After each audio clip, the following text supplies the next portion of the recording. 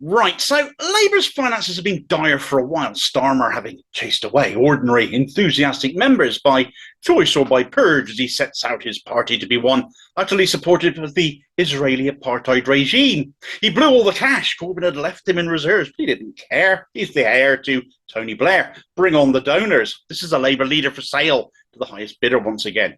He's also, as we've seen this week, reminding us that he's a Zionist without qualification, ready and willing to do the bidding of right-wing pro-Israel types like the Board of Deputies of British Jews, who thought arrogantly that they could make demands to call out Pink Floyd's Roger Waters, now deciding after 44 years that his rock opera The Wall is anti-Semitic too. All because Waters is, of course, overtly pro-Palestinian.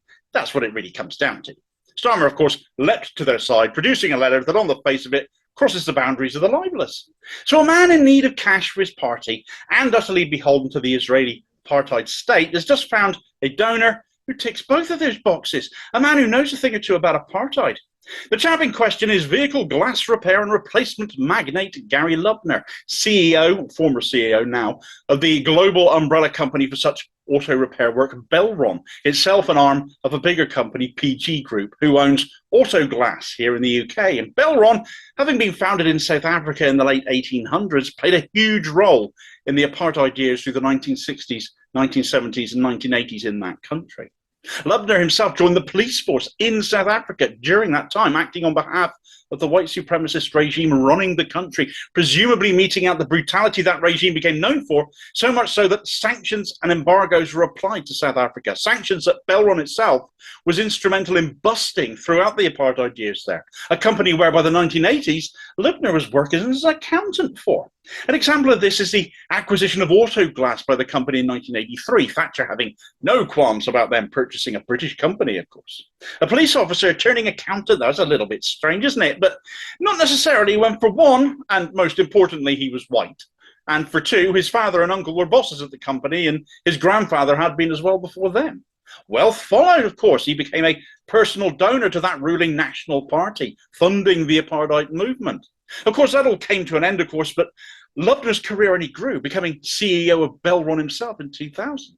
His apparent fondness for backing apartheid has meant he's gone on to funding United Jewish Israel Appeal, a lobby group with close ties to the Israeli state, the state itself having been long-standing recipients of donations from the Lubners. All of this has been denied by spokespeople of theirs, of course. However, it's a bit of an unfortunate coincidence that news has now dropped that Gary Lubner is funding Keir Starmer's Labour to the tune of $6 million going into the next election, because Lubner wants Starmer to be in power, apparently, for a very long time.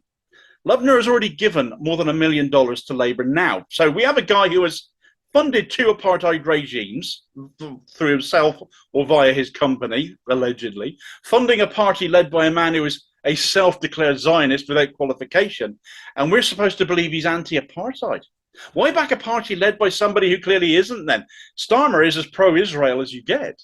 The fact of the matter is Starmer needs the cash, and those with vested interest in Israel need their man in place. Starmer has hemorrhaged financial support through lost donations and wasting millions in party funding, so others are having to stump up the cash now. It's bad enough when rich people buy politicians via donations normally, but a guy like Gary Lubner purchasing politicians with his alleged track record. I will reiterate, Lubner denies being pro-apartheid, claims to have been bringing it down from the inside, but his company throughout those apartheid years were not.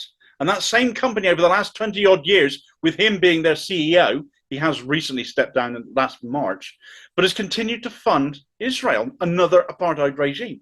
That's not funny at all, and it makes the denials appear weak. As somebody living through and meting out justice, if you can call it that, during the times of South African apartheid, for somebody claiming to have been secretly working to bring it down, you expect this guy would know apartheid as well as anyone can when they see it, yet still they're funding Israel.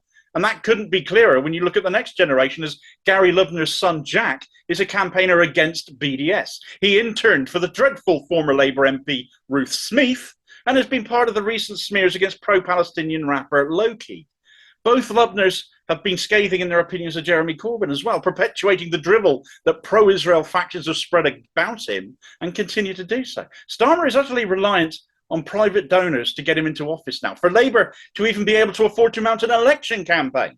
they need donors. So it should come as no surprise. They really don't have many qualms about where those donors come from. And after you've liked, shared and subscribed to keep abreast of all developments of stinky behaviour behind the scenes of Starmer's Red Tories and Sunak's Blue ones alike, you can watch this recommendation here amongst hundreds of videos available concerning another donor to Labour, far more mysterious, a company with no phone number, no website, and not even an office. So who the heck are they? And I'll catch you on the next vid. Cheers, folks.